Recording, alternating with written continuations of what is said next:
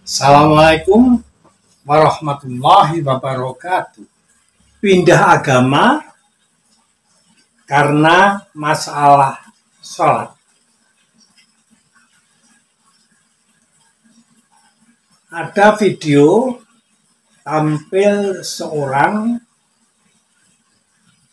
yang dengan suara keras, tegas, percaya diri, dia bertanya, siapa yang mencipta salat? Pertanyaan itu timbul setelah bertahun-tahun dia melaksanakan salat dan dia mengatakan bahwa salat itu isinya cuma mendoakan pada Nabi Muhammad dan keluarganya supaya mendapat berkah sama seperti Nabi Ibrahim. Dia pikir itu sehingga timbul pertanyaan pada beberapa pihak, termasuk Habib katanya, siapa yang mencipta salat? Dia dapat jawaban dari Habib itu katanya, Allah. Beberapa kali dia katakan itu, sehingga intinya dia merasa semacam tidak puas lah gitu. Akibatnya dia pindah percaya kepada Nabi Isa atau Yesus. Itu intinya. Mungkin ada juga mereka yang berpikir seperti itu. Makanya dia belum mengenal bacaan lain. Misalnya Al-Fatihah dengan artinya, dia tidak tahu. Dia memang mengaku dia tidak tahu bahasa Arab.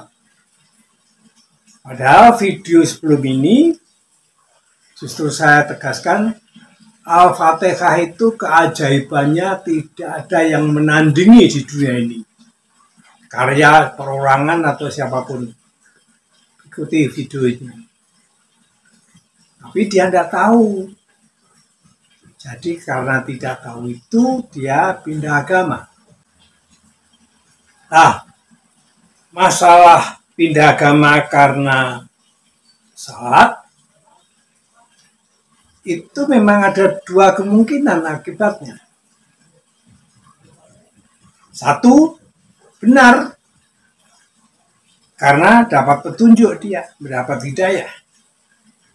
Dua, salah.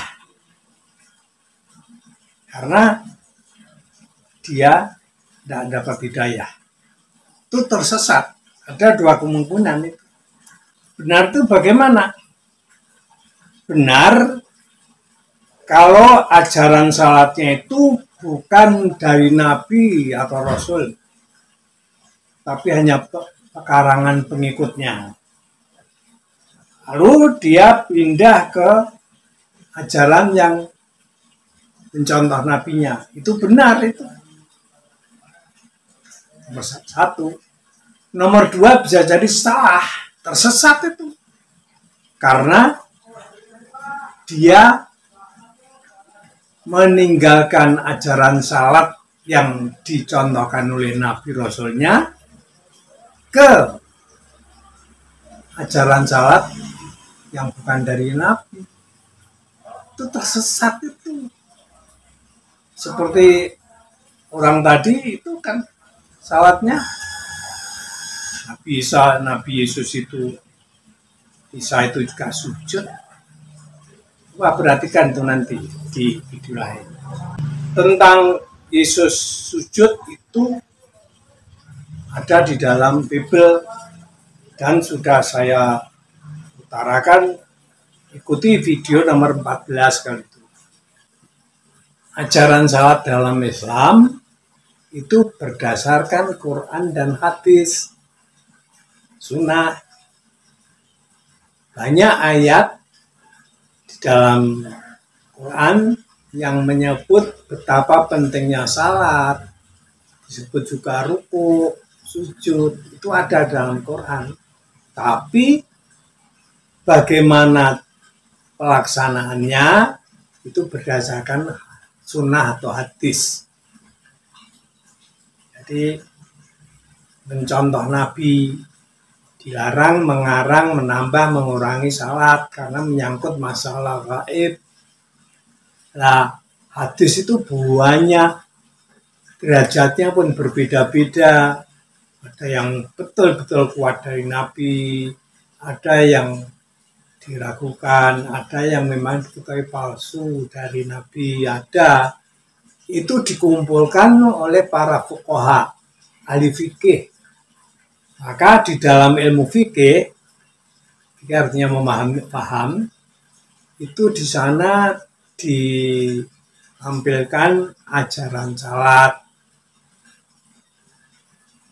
Kalau ada perbedaan antara ulama satu dengan yang lain, itu wajar karena dasar yang dipakai pedoman bergeser dikit, beda.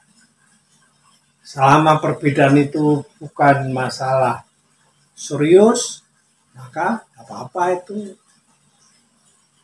Jadi salatnya berbeda, tapi pokoknya sama, bisa salat berjamaah, mengikuti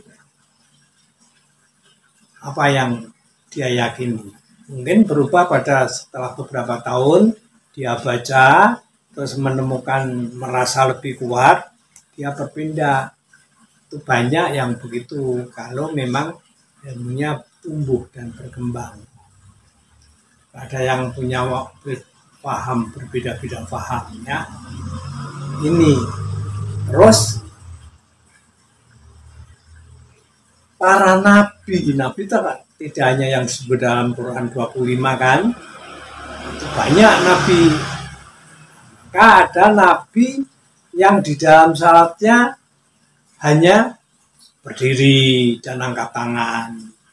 Sebelum Nabi Muhammad juga ada nabi yang hanya rukuk saja, ada yang hanya sujud saja, ada yang sujud dan duduk, ada juga yang hanya duduk. Itu bisa jadi dari nabi. Tapi setelah Nabi Muhammad datang sebagai nabi penutup terakhir, semua gerak perbuatan berdiri, rukuk, bangkit, sujud, duduk itu ada di dalam Islam. Jadi ajaran salat dalam Islam itu menyempurnakan ajaran salat sebelum Nabi sebelumnya. Dalam video sebelumnya saya sebutkan pasal ayatnya bahwa Nabi Ibrahim, Nabi Musa, Nabi Yesus atau Isa itu sujud itu. Jadi kalau ajarannya tidak ada itunya ya berarti tidak mencontoh nabinya. Nah itu menyempurnakan ajaran salat para nabi sebelum Nabi Muhammad sebagai nabi rasul terakhir. Ajaran salat dalam Islam yang sempurna, lengkap, merupakan paduan dari jasmani dan rohani, paduan akal, fikir, rasa, lisan diucapkan dalam bentuk fisik. Misalnya tubuh dan tangan merupakan pernyataan, pengakuan, pujian, doa. Jadi ketika memuja keagungan Allah, tangan mengangkat atas, lisan mengucap, hati merasakan. Jadi angkat tangan takbir diikuti perasaan angkat tangan, bungkuk atau rukuk memuji keagungan Allah, bangkit Sujud itu merupakan pernyataan, ucapan, gerak tentang tinggian keagungan kebesaran Allah. Waktu duduk di sana mulutnya mengucap mohon ampunan, kasih sayang, kecukupan. Juga di dalam duduk tahiyat itu suatu pernyataan, pengakuan tentang tidak ada Tuhan selain Allah dan Muhammad itu utusan Allah. Merasa bahwa mendapat pertolongan, petunjuk lewat Nabi Muhammad, maka balas memuja, mendoakan kepada Nabi. Itu sholawat. Nah, tadi ada yang menilai sholawat saja. Dia tidak tahu arti Al-Fatihah. Umat Islam di dalam salat itu dilarang merubah, menambah, mengurangi. Jadi salat mesti harus mencontoh Nabi karena menyangkut masalah gaib. Di Nabi bersabda, "Shollu kama ra'aitumuni usolli." Salatlah seperti kamu melihat aku salat. Jadi salat itu bukan karangan orang, dilarang itu merubah, menambah. Itu merupakan bid'ah yang tersesat. Dalam Islam melarang masalah yang menyangkut ibadat, menyangkut salat atau ibadat gaib, itu tidak bisa dijangkau oleh otak akal pikiran manusia. Jadi itu dilarang. Nah, boleh bid'ah di dalam keduniaan yang berdasarkan akal, pikir dan lain-lain itu boleh saja. Justru malah disuruh. Di sini rafala tatafakkarun, rafala taqilun, apa kamu tidak berpikir, tidak berakal? Kita memang diperintah berpikir itu. Nah, di dalam salat setiap berdiri itu mesti baca Al-Fatihah. Arti kata-katanya bisa diikuti di dalam video-video sebelumnya. Memang masalah salat itu hanya bisa dilaksanakan dengan baik jika dia memang beriman. Jadi ajaran agama itu bukan hanya rukun Islam, tapi juga rukun iman. Islam tanpa iman itu tidak diterima, itu hanya pura-pura. Perbuatannya hanya karena manusia atau karena lain. Di kalangan umat Islam memang ada perbedaan. Karena memang salat itu diperintah berdasarkan Quran dan hadis. Banyak sekali ayat yang bicara tentang pentingnya perintah salat, tetapi pelaksanaannya tidak ada dalam Quran. Itu diberi contoh oleh Nabi sebagai orang yang menerima wahyu. Jadi tata caranya mesti harus lewat cara Nabi. Nah, itu memang ada dogma, ajaran yang pasti diterima. Di kalangan umat Islam ada sedikit perbedaan masalah furu' cabang kecil. Tapi pokok-pokok salat itu sama. Akibatnya, walaupun beda sedikit tentang bacaannya, ada yang pakai kunut, ada yang tidak. Tapi mereka bisa salat bersama-sama di dalam masjid, apapun paham alirannya itu. Beda dengan agama sana, karena beda aliran, tidak bisa satu tempat ibadah. Kalau Islam bisa. Jadi mau salat atau Jumatan, di apapun, milik siapapun, masjid itu bisa salat di sana. Karena dasar-dasarnya sama. Memang fuqaha, para ahli fikih, kitab fikih itu memang ada sedikit berbeda. Karena Nabi sendiri salat itu ada bacaan yang tetap itu tidak pernah ditinggalkan. Misalnya takbir, al-fatihah, sholawat, tahiyat, salam itu tetap.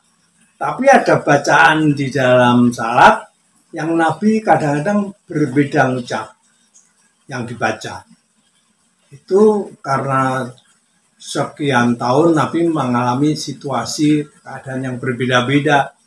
Mungkin dalam sebagai musafir, dalam peperangan, itu salatnya ada perubahan beda-beda, tidak apa-apa itu. Misalnya angkat tangan. Angkat tangan itu tidak harus. Jadi ada salat tidak angkat tangan atau tidak berdekat tangan. Tidak apa-apa itu, memang boleh. Mudah-mudahan video ini bisa memberi penjelasan kepada itu video yang tadi. Sekian. Assalamualaikum warahmatullahi wabarakatuh.